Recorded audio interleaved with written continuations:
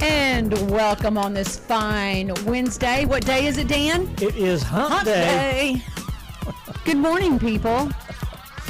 It's just it's Wednesday. What, January the 8th today? It's the 8th. Can you believe it? I mean, yeah. Are you in January? Are you in January mode? I'm into January. I'm into this year. I'm kind of hopeful for this year. Well, and I would agree with that. You're going to add a couple countries to the United States. You know, is that... We're going to have Greenland in there, and we're going to have Panama Canal, and... Is this... You know, I haven't read that. I think we need Scotland. So, do you know what it is about renaming the Gulf of Mexico? Do you know anything about that, too? I mean, you're talking about different things. Was that all a bunch of bullmalarkey? No, I don't think so. Where did you get your information? It's funny to me. It's just, I just have to chuckle. I'm like, wow. Where do you come up with all these, ideas? Do you get them while you're on the toilet or what? Whose idea was it to do that? I guess it was Trump's idea. I don't know. Is this legit? I think so. Well, I also saw something about a headline about going to take away the Gulf of Mexico name and do something different with it, but I haven't read that far to find out what it's going to be. Gulf of America? Gulf of America, yeah. Really? Mm-hmm. Interesting. Yeah. And it's not in Mexico. He's wanting to combine one big country, Canada, United States, and Mexico. Really? Yes. Now, what is the reasoning behind that? Do you know? Have a stronger country, more economic freedom. So when all the people are coming across the border, it's not going to be a problem anymore? No, it won't be a problem now. Is that how that works? I would assume so. If you don't break the law, then you're in good shape. Well, that'll be interesting to see how all that plays out for sure. Yeah. Wow. Okay, I haven't been. I just chuckle because it's and a lot of people are losing their their minds. What Fetterman said yesterday. He said everybody's freaking out. Yeah. He said we don't need to freak out. We need to listen to the ideas, not jump to conclusions, and evaluate if we want to do those things or not. He said this is a democracy. It will be a vote. It's not a overthrow. But people are trying to say he's a dictator. And I don't know. I'm not sure where that perception. I mean, I've read some stuff, but I think if we get to vote on it, right? Yes. Okay. Yes. Then how is it? This is America. We have a system in place. We have the 3-tier legislative, judicial, and executive branches in place. Mm-hmm. And they all cannot overdo each other. That's the reason it was designed that way, right? It was designed that way. It was not the Parliament. It was not the English Parliament. That's what we got away from. Right. So it's like, what do you guys think of this idea? And there's 2/3 that is looking at your idea. Right. And then they say, I like your idea. Let's go with it. And if the president doesn't like it, he says veto. Send it back. I don't like this. Redo it. Yeah, and that's what they do. And you got to look at what the American people voted on. Right. They voted for a guy that is different than the one we had before. True. In the same way when Biden got in, they were looking for something different. So right. It works every right. And we term. Just need to chill, take a breath, and say this is democracy in action. If you don't like the way it's working out, fine. If you're losing your mind over it, get a passport, go out somewhere else. Yeah. Well, you want your stuff to be the hardcore gospel of things, and a lot of times you have to deal with what you got. I mean, if you say this country is going to hell and he's a dictator and in 4 years that can be changed. Change it. But the most power that you're going to have is right here at home, locally, by electing your local folks and getting your government and your little nest of things that are going on around you, get that settled. And don't worry about the big picture because all those people up there are idiots. I, it's just interesting. 'Cause I read a headline. I didn't get to read a bunch of stuff this morning because I was getting ready for work. But it was on Congress and Senate and all that. They were getting rich off of stocks, kind of like what Martha Stewart did. Yes. And it was like, okay, you shouldn't be allowed to do that when you are serving. There's rules against that. Well, how come some people can get by with it? They just don't enforce the rules because it's an elite club. It's an elite club, and you just say, "Oh, well, that's just so and so doing that. That's okay, you know. They made a little extra money. That. Come on, everybody's got 4 houses. She wanted 5. Come on." It was Pelosi. That's who I'm thinking of. Yeah, it was. That's just, and like I said, I just read the headline, but I didn't get to dive into it. But I'm, and we may say Nancy Pelosi, but there are a ton of others that are in the same boat. Republican, Democrat, all of them. Yep. It's not. I think public officials left to a party need to not make any money at all. They should just serve volunteer. Yes. Wow.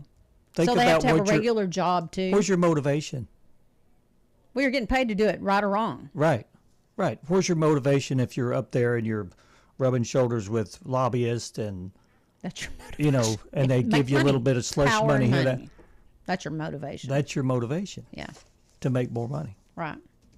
And all that should be taken out. It needs to be overhauled, but I don't know how to overhaul it. Well, so. we're just the little people. Yes, we're just the voters that don't always get our way. I guess. Jeez. Well, if you're in the stock market, in the last 4 years, Nancy Pelosi's husband, I think he's the one that probably did all the trading. For them. Yeah. Well, probably. But his stocks has risen 25%. I saw that's what I saw. That's quite a bit. That's outrageous. Not that I don't know, your stock, somebody else's stocks. You got to be either may have done the same thing. What do I know? But just incredibly. But you're lobbying. You've got lobbyists. It just seems wrong. It's all wrong. So we just have to smile and say, what am I having for lunch today? And what's the weather going to be? Yes. Let's talk about that. Let's talk about the weather. Sunny with a high of 29 for today. Tonight is clear with a low of 15 because this is something that we can talk about that isn't BS until it changes. Yep. Because it will change. It'll change. Thursday is a slight chance of rain and snow. Afternoon, increasing clouds with a high of 35. Wind chill values as low as 12. There is a chance of precipitation of 20%. Thursday night, though, that chance goes up to 80%, so they're predicting snow. Low around 26. Friday is a 30% chance of snow before noon, cloudy with a high of 35. And Friday night, mostly cloudy with a low of 15. And go ahead to the weekend. The weekend, Saturday, sunny, high near 42 degrees, and the overnight low for Saturday night would be 24. Sunny, mostly high Sunday, high 43, low 22.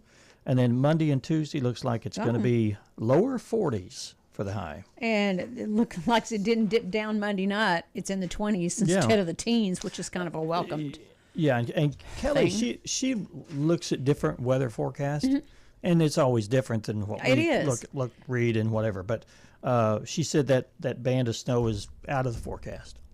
So, really? Mm-hmm. Completely? We're not going to get any snow? That's what she was saying. So we may not get any. There's going to be a band there. There's a band that we're not in. Yeah. Because it goes to more central and southern Arkansas, it looked like. And we may get a dusting. We'll see. They don't really consider North Arkansas because I've explained this before. We have the westerly winds, and then we have the Gulf breezes that conflict with each other. Yeah, the Gulf of America. Yeah. And depending on the temperature, the time of year, that band fluctuates, and that's why we have a lot of ice here, because they say it's going to snow up in Springfield, but and then down south it's raining. Well, we're going to get the ice always. Right. Seems like we always get the ice, and that's the worst part. Yeah. In my humble opinion. Well, there's your forecast. Yeah. Who are we having on the show today? We have a regional author, Nate Gilmore, that we will be talking to on the phone on our next segment and find out about him. And I don't know his book. You had it up here, but my brother-in-law can't read it. Met a gentleman somewhere, and he gave me the information, and I contacted Nate, and sounded like a pretty good deal. Interesting author, and we'll find out all about him a little bit later. Yeah. But first, let's do a little pond. What are you doing? Pon- Okay. I didn't know if you're going to box me or what. No. We're going to ponder. How about that? Okay. Get up, get moving, get those thinking caps on. It's time to ponder this topic. Okay, I'm going to ask this one. When a family member asks Uh-oh. for your honest opinion, is there ever a time when you don't give an honest answer? Yes. I would have to say yes. Yeah. Well, Well, sometimes you don't want to hurt the person that they're at. It depends on the question. yeah. In the subject matter, I would say. But I think you should try to be as honest as possible, but nice about it. And where it for me comes in, you need to be supportive of that person, where they're at True. with the question. But do you think lying to them is the appropriate response? Yes. Do you think that mars their reality? Well, lying is kind of harsh, but you don't want to hurt their feelings. I don't want to do anything to hurt anybody's feelings. And sometimes you just wait to let them find out for themselves. If True. it's So maybe true or it's not. better to say, I'm not going to respond to this right now. And sometimes your opinion doesn't count. It's Your theirs, opinion right? does. Yes, it's where they are, not where you are. Right. And maybe a better response if in certain situations would be, I'm just going to let you ponder that. I'm not going to give you my thought because it's not about me. Yeah, and if it's about two different people, Mm-hmm. and Bless you. That choked you up, didn't it? it did. I'm so sorry. Sometimes it could be a situation between two people. Yeah, I know. Can you get a drink? Yeah, please. I'm going to look on Facebook to make sure our graphic is up, unless you've already Okay. done so. But go ahead, Dan, with your. I was going to say, sometimes the opinion may be about a situation between Okay. two people, and you really just need to be there to support. Excuse me. Sometimes I think people will ask that and they don't really want the answer. They just want to feel supported. Right? Yes. Yeah, I saw it there. Yeah. So good. Our graphic is up on our Facebook page, and the question topic to ponder is what, Dan? When a family member asks for your honest opinion, is there ever a time when you don't give an honest answer? Now, I'm going to give Dan kudos for coming up with all these topics to ponder as of Yeah. several months. And he's got some much more thought-provoking than what I was coming Yeah. up with. And I'm there not you using go. AI either. No, you're not. these You're are- using your own AI. Yeah. But I like your theme-oriented thing for the week, too. Okay. So That helps me. keep that up. That helps me come up with the ideas. You bet. Where do you come up with your themes, though? Sitting on the pot? Yes. That's exactly I where. mean, come on. Who doesn't come up with brilliant ideas That's the while only- they're in the office? Every idea that I've ever come up with that was worth writing down was came on the from potty. there. Was when I was Yes. sitting on the potty. Yes. All right. Go to our Facebook page and Yep. give us your thoughts. We want to Yeah, know. we'd We like are to know. interested. And thank you for participating. Right? Yes. Okay, let's move on, Dan. Okay. Ready? Are you ready? I'm ready. Are you ready? But are you really ready? I am no ready. Okay, well, the first one we can't do. So I Okay. will go ahead and read that one. 90 years ago, rock and roll king Elvis Presley was born in Tupelo, Mississippi. Hound Dog is I've been among through there. his many, many classics. He died in what year? 1970. 1977. Okay. You've been I went through Tupelo? there. Yeah, I was driving back from the cruise, Uh-huh. and Did you stop that was and right. say howdy? That was in Tupelo, and I thought I'm just going to stay here, and I found a hotel. No. But I didn't. His birthplace. Is there a birth? I don't know. I think he's got a place there, Probably. like a shotgun house, like 2-bedroom or 2-room house or whatever. Uh-huh. Well, good for you. Wow, thanks for telling us. Okay. Okay, next. This administration today, here and now, declares unconditional war on poverty in America. This is back in 1964, 61 years ago today. In his first State of the Union address, Lyndon B. Johnson made one of the major declarations of his presidency. You know what Okay. his middle initial was? B. You know what that was for? I forgot. Baines. Baines. Yeah. Then the third one is 57 years ago, Otis Redding's Dock of the Bay was released almost a month after the singer's death from a plane Oh, crash. yeah, I remember that. Yeah. The gunman began just spraying everybody with, at point-blank range. It wasn't like he was like picking people out. He just began shooting at everybody who was close to him. Back in 2011, 14 years ago, a gunman opened fire in a Tucson, Arizona, and as Arizona Congresswoman Gabrielle Giffords met with constituents, 6 people were killed. Gifford was along with 13 other people that were injured. This man was nearby when it happened. The gunman was sentenced to 7 consecutive life sentences back in 2012, plus 140 years added. He ain't getting out. He's not getting out. Not at all. Yeah. She was shot through and through on one side of the head. It went through her brain. When you say optimistic, are you optimistic for full recovery? Is it too early to tell? We cannot tell what kind of recovery, but I'm about as optimistic as it can get in this situation. 14 years ago, a gunman opened fire in Tucson as Arizona Congresswoman Gabrielle Giffords met with constituents. 6 people were killed. Giffords was among 13 injured. At the University of Arizona Medical Center, Dr. Peter Ree updated reporters on Giffords' condition. The gunman was sentenced in November, as Dan pointed out, to 140 years. 140 years. Lord. That's all we need to know. 140 years. It was flying in a pretty rough neighborhood, and somebody could have made a mistake. This is back in 2020, 5 years ago. Iran retaliated for the United States assassination of Iran's top military commander, firing missiles at 2 Iraqi military bases housing American troops. More than 100 U.S. service members were diagnosed with traumatic brain injuries. As Iran braced for the counterattack, the country's Revolutionary Guard shot down an Ukrainian jetliner from apparently mistaking it for mistaking it as a missile, killing 167 people. President Trump spoke about it the next day. Okay. That was 176, not 166. Yeah, I didn't correct you, but No, it's all right. Rioters echoed baseless claims from Bolsonaro that the election was stolen. The buildings targeted were mostly empty at the time, but a day later, Brazil's new president, Luiz Lula da Silva, held his first cabinet meeting inside the damaged presidential palace. We are confident that the strength of Brazilian institutions will allow us to overcome these violent and lamentable incidents of yesterday. wow. 2 years ago, supporters of former Brazilian President Jair Bolsonaro, who refused to accept his election defeat, stormed Congress. Wow, that sounds familiar, right? The Supreme Court and the presidential palace in the Capitol, a week after the inauguration of his leftist rival, President Luiz Inácio Lula da Silva. CBS Christian Benavides had more on that story, and you heard it. And we can't do this last one, but I'll go ahead and talk about it. Rock musician Robbie Krieger of The Doors was born this day in 1946, making him 79. Light my fire. 79. Come on, baby, light my fire. All the rock stars are getting elderly. Well, that's us. That's our era. Okay, we are going to take a break, and when we come back, we'll be talking with Nate Gilmore about his books. Yeah, his authoring adventure. Yeah.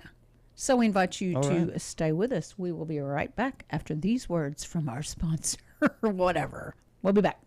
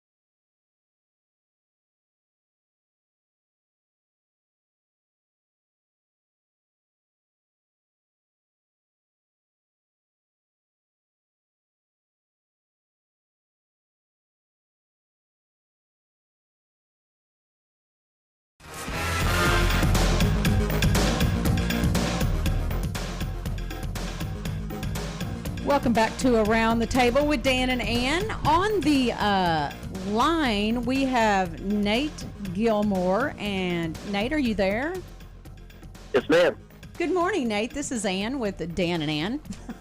We're glad Good to have morning, you. Ann. We're glad to have you with us this morning. Thank you for allowing us to talk to you. Not a problem. Good to be here. We have been featuring a lot of regional authors from different areas around Arkansas and Missouri. And where are you located? Currently, I live in Cameron, Missouri. Okay. Okay. And I was go ahead. raised in Plattsburgh, Missouri, not far from Cameron. Okay. Did y'all get some weather? We did. We actually got 13 inches of snow. Oh, good Lord. Oh, my gosh. Yeah. Yeah. Wow. All right. Wasn't very fun. I'm Yeah. sure.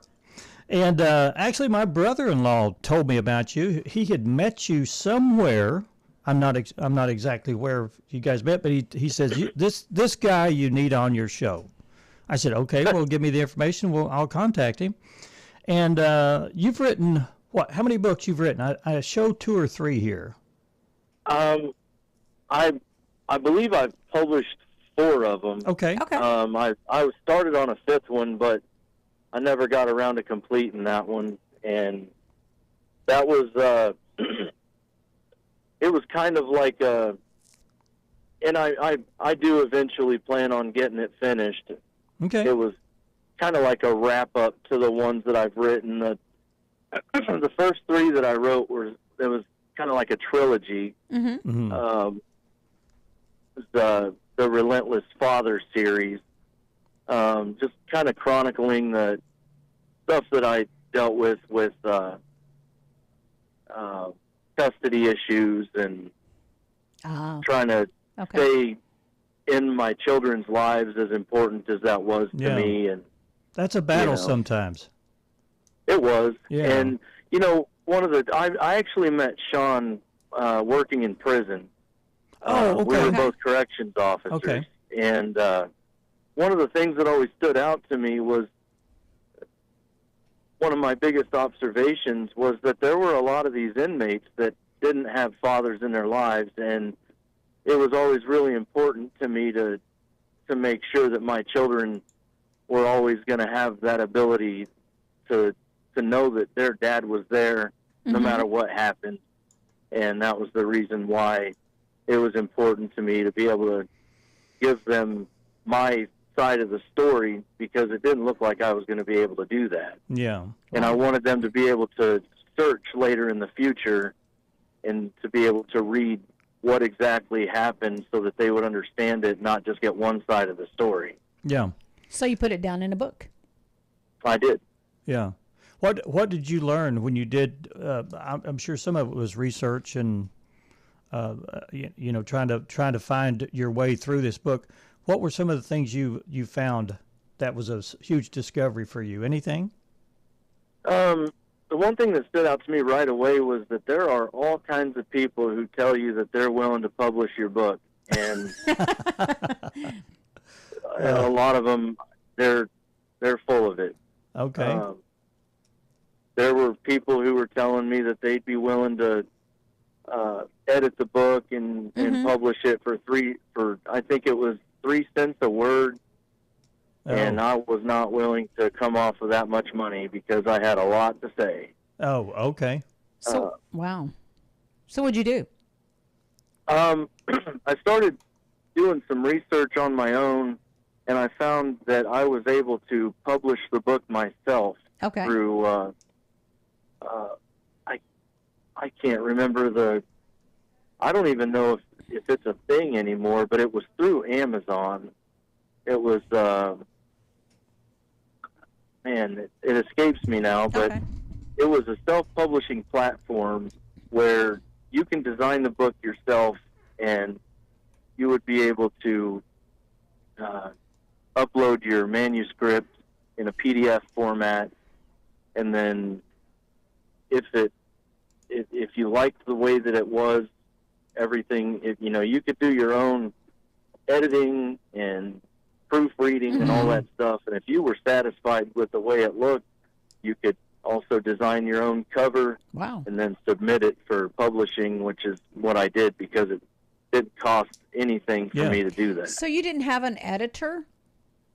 No. You just, did someone that you knew help you make sure you had spelled everything, and things made sense? Or was it just all you? No, I did it myself. Okay. It took a long time.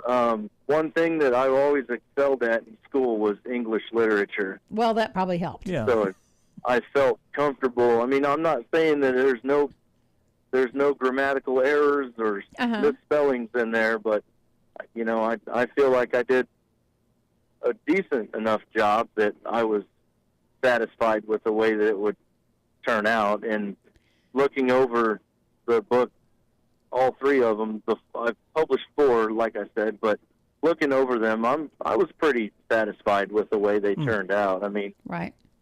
Well, you've got another book called Serenity. Tell me about that. So, when I was in the military, I started developing a really bad drinking habit, and it followed me from 2002 until end of 2017. Mm-hmm. And I wrote those books starting in 2013. I finally finished the third book, which was A Relentless Father, Daddy's Hands.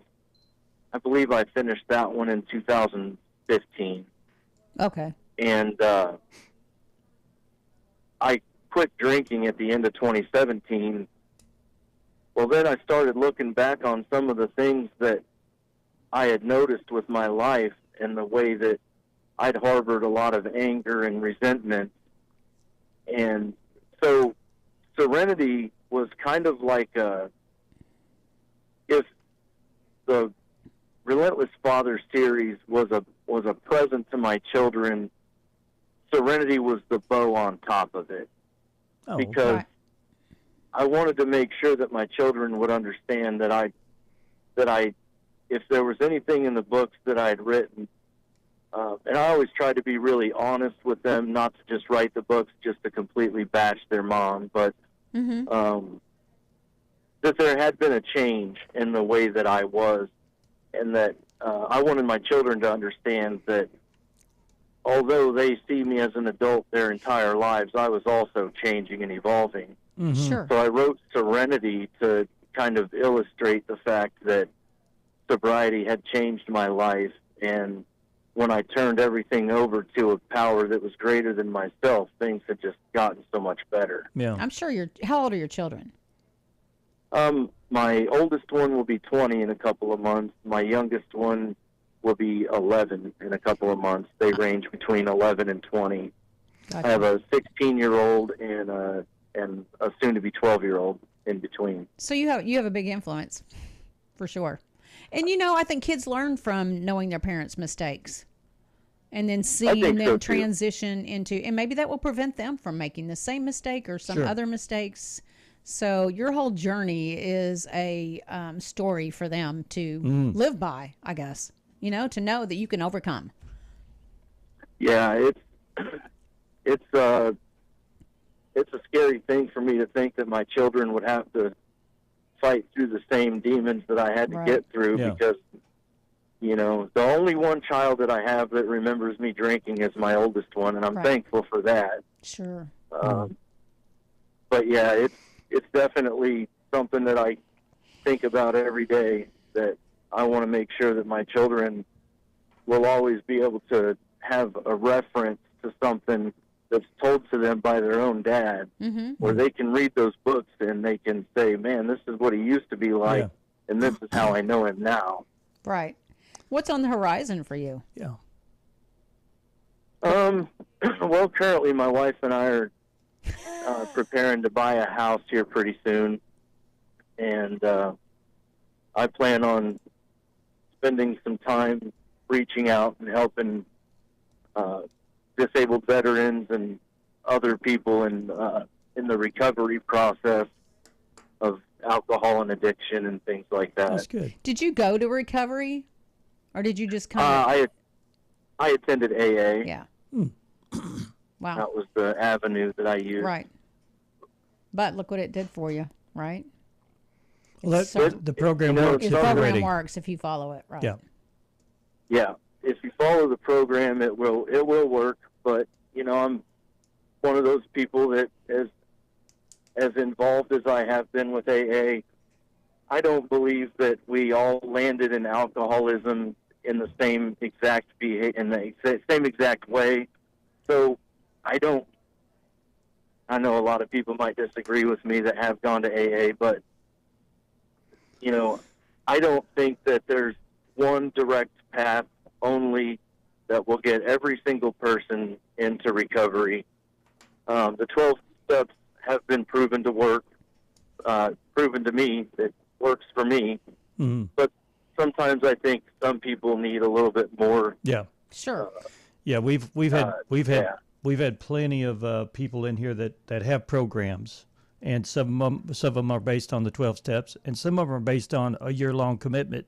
So it really depends on the person. You know, whatever demons you're fighting or whatever journey you're on, it's all about the individual. But all that helps mold you into what you probably write about. I mean, I've seen in the past books and probably your future ones as well.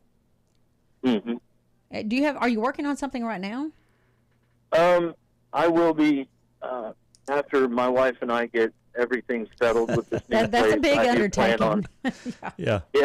And I do plan on finishing the project I started on, which was a book called Unbreakable, which is going to kind of cover some of the things that I had to deal with after Serenity was written. Mm-hmm. Yeah. Well, the great things about books like this is there are people out there that are looking for solutions to their individual problems, and something like this could help them. Yeah.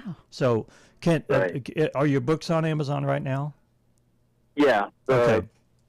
The 3 Relentless Fathers and the Serenity book is, and I'll make sure that when I'm done with Unbreakable, it will also be.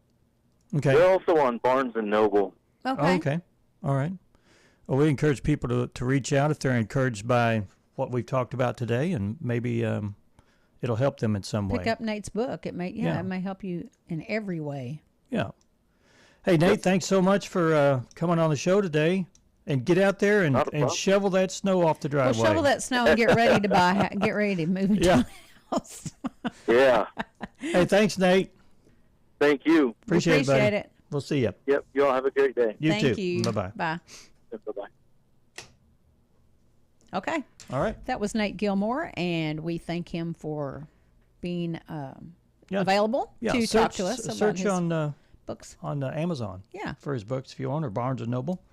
Maybe you'll have a go. What would you call it? Have a gander at his books. A gander. A gander. And then you can ponder it all. Yeah, ponder it all. Yeah. But it sounds like he has a good background to be able to write about what he's writing about. So, sure. All right. I think it's time to take another break, Let's Dan. do. And then we'll come back with a lot of poppycock is what I want to call it. It's always something different. Okay. All right. We'll be back. Stay with us on Around the Table with Dan and Ann.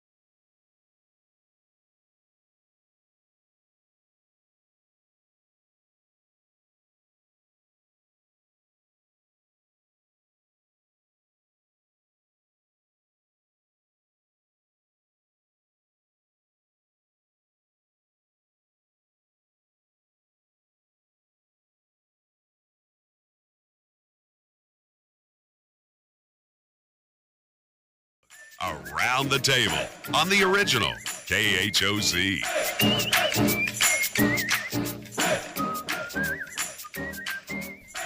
Testing.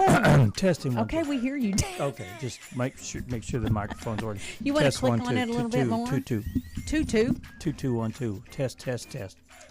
Wow, Dan. Y'all, I have to tell you, Dan was out here talking to Jim Johnson, and it was 30 seconds till we were coming back, and I looked at both of them, and I'm like, I would like my co-host back, please, thank you. Security blankets here. It is a security blanket right now. Someday I'm going to overwhelm you, and I'm just going to take over. Oh, and when that happened years when ago. When I'm in the grave. Yeah, that's when that's going to happen. Oh, goodness gracious. College is now offering classes on phone calling for anxious Gen Zers. Do you think that's promoting the poor anxiousness of the Gen Zers? Well, okay, let's read it. Read it. They like to text. They don't talk about. I don't care. Anyway, there's now a college course Gen Zers can take to make them feel as less anxious making a phone call. Nottingham College in England has added telephone confidence to its curriculum, so people under the age of 27 can learn not to crap themselves every time their phone rings. Oh my gosh. Teachers run them through drills that mimic typical phone scenarios, like calling the bank or conducting a phone interview.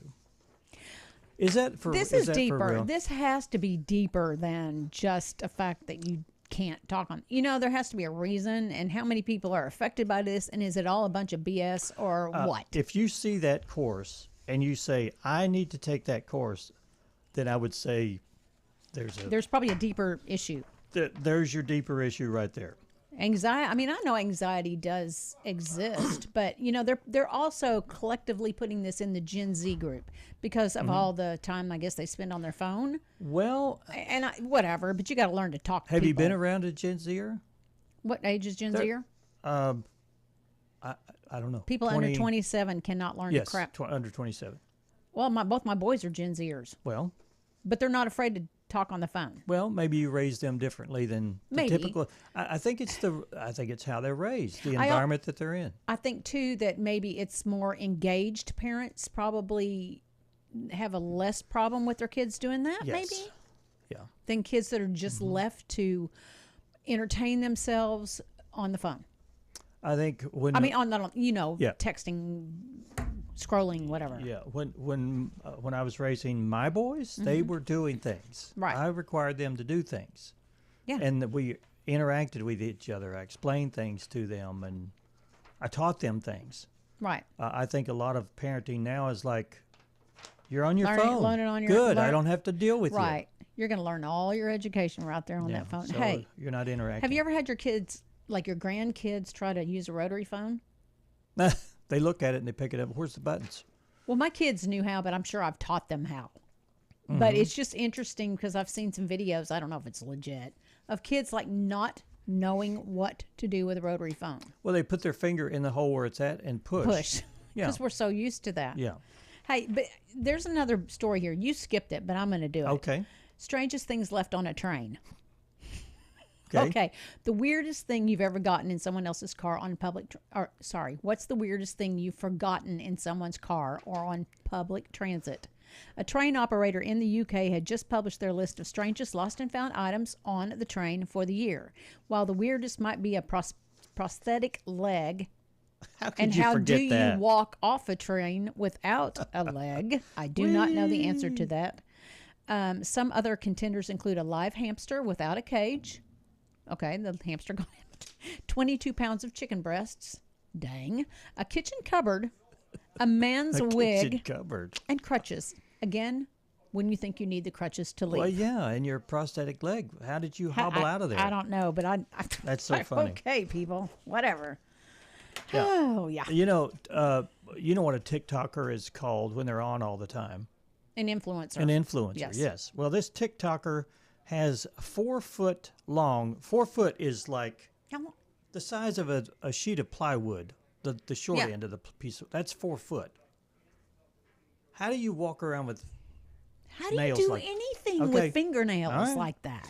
is annoyed. This person with the 4-foot nails is annoyed by constant questions asking to her on TikTok. If you met someone with fingernails as long as their leg, which is probably about 4 foot, what would your first question be? How do you do that? How do you go to the restroom, right? Yeah. Well, because there's a TikToker with 4-foot fake nails who says she's sick of everyone wondering how she goes to the bathroom. Hold up. She wouldn't have had the nails had she not wanted the attention. I want to know. Please go ahead. I'd like to know the process of going to the bathroom. I have issues with no fingernails sometimes, so. Okay, it's why she finally posted about it. She finally did. Okay. The nail artist says she's managed to figure out how to take care of all of her household chores, like cleaning and cooking and even tending to her 4 kids, including a newborn. Wow. Oh, and about the other thing about going to the restroom, she's got a built-in bidet she uses and says that when she makes a mess, her sister doesn't mind helping clean out her nails.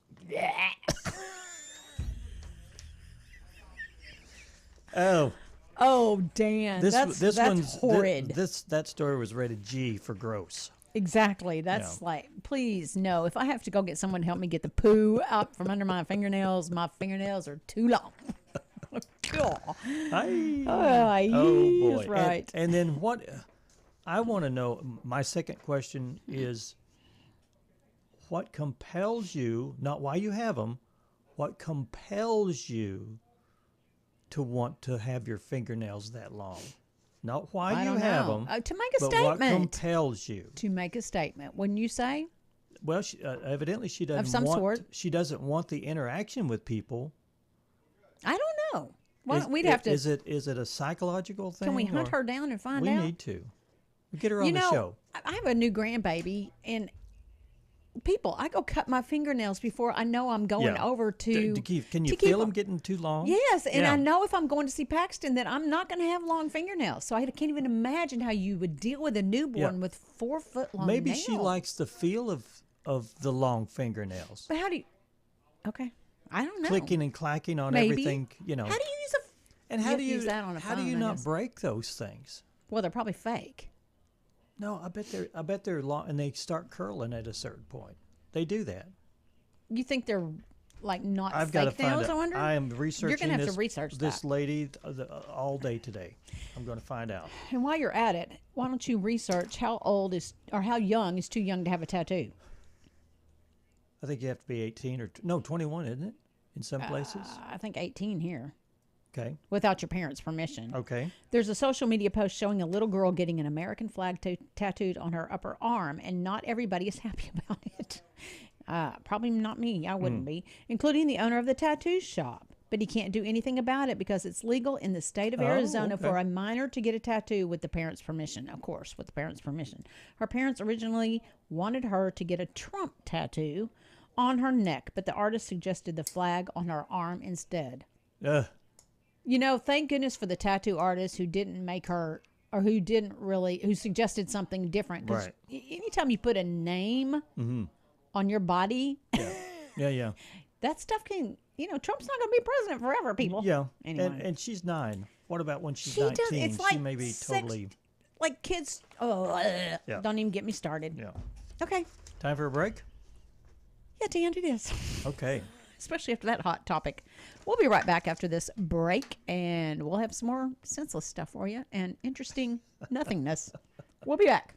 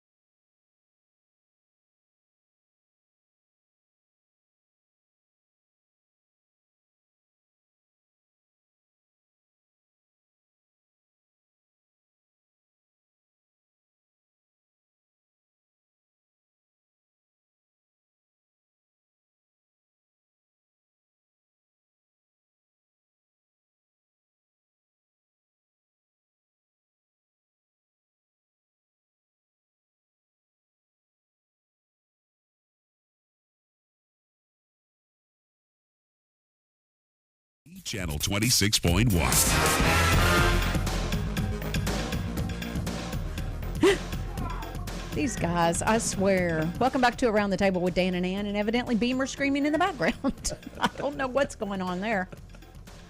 But there's our boss man. So we're giving him the peace sign. Oh, well, I wasn't giving a peace sign.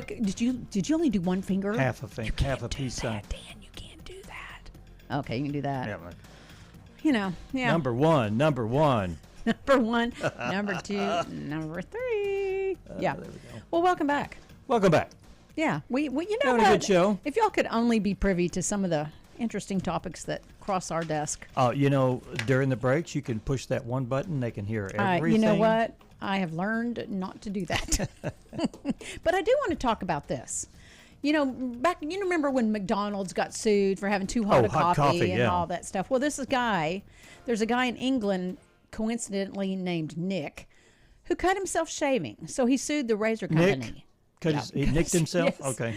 And he sued the razor company and won. Oh. But don't call a lawyer just yet, because this isn't exactly precedent setting, nor was it typical shaving Nick. Oh. Okay. The guy says the $3 razor was obviously defective and sliced into his face. Oh. Wilkinson's sword settled out of court for about $6,000. So he didn't get a huge amount. But y'all, okay, we talk about our daily lives here. Y'all know you're privy into our lives. Well, I use a razor sometimes to shave my peach fuzz. Well, yesterday I nicked myself. So I'm thinking, what brand?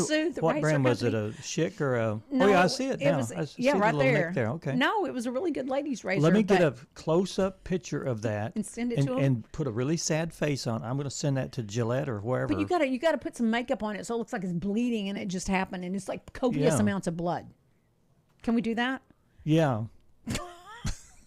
Okay. Anyway. Well, if there's 3 figures in it for me, or even 2 figures, I'll do it. $20, $30. I'll give you something. Yeah, okay. I don't know what it is, but oh boy. We talked yesterday about Meta. We did. And I'd heard this over the news, and it's official here. Meta gets rid of their fact checkers, citing free speech. Why didn't they say free speech 4 years ago? Dude. Boy, it was contrived, and they were trying to push the narrative. Yep. Say goodbye to the fact checkers on Facebook and Instagram. Mark Zuckerberg announced on Tuesday that Meta is getting rid of the fact-checking program and using community notes, which is very similar to the Elon Musk did on X. Zuckerberg says that it's all about getting back to free speech instead of using experts for fact. Who are these experts? But we read yesterday that they're monitoring it, so it's not free speech. X is changing the algorithms where it's not so political maybe, or so outlandish. And I'm not opposed to that. Conspiracy theories, I think, is what they were talking about. Yeah. But who gets to pick those out? Who gets to pick out what's censored there? Don't you wonder? Yeah, I kind of like to have it all. Yeah, no me filters too. at all. I can figure it out for myself. Anyway, Meta will still moderate posts about drugs, terrorism, scams, and child exploitation. Wow. So. Okay. Also, in the news, Girl Scouts are retiring 2 fan favorites. Uh-oh. Why would they retire their fan favorites? Tell me that. Which ones? Okay, Toastier and S'mores are the 2. S'mores are good. They'll be discontinued at the end of the winter. They do this every couple of years, either to make room for new cookies or to get you to really stock up. No, it's the Samoas that I love. Okay, well, there's Thin Mint Samoas, Tagalongs, and all the rest will go on sale online February 21st. Right. But, yeah, you won't be able to get those 2 after winter. Okay. So cry your eyes out if that's your favorite. I'm so sorry. All right. Okay. What's today? Today is, I've got to get my sheet. Start of Elvis' birthday week. Okay. National Bubble Bath Day. Are you a bubble bath person? Oh, I can't reveal that here on the air. No, I haven't had a bubble bath I'm a hot tub. I like my hot tub. Well, we'll go with that. Yeah. National Joy Germ Day. I don't even know what that is. Try spreading joy and happiness like out of control virus. Yeah. Okay. Kamala was full of joy. What was? Well, she was pushing the joy thing. The theme. Okay. Joy. It's all about joy. It's all about joy. Yeah. National Winter Skin Relief Day. I need that. I need some. Yeah. World Typing Day. National Argyle Day. You're an Argyle Oh, I guy. love Argyles, yeah. And National English Toffee Day. Like English toffee, too. Well, okay. I'll put some toffee in my Argyles. Oh, please do. We've got about 10 seconds. All right. Thank you all for joining us today on Around the Table. We'll be back tomorrow, and I don't remember who our guest is, so you'll have to stay tuned. Or we'll listen, watch Dirt Road Dirt tomorrow, and you'll find out. All right. All right. Have a great day, everybody. Yeah. From the Beefaroo Restaurant Studio, you're listening to the original KHOC AM 900.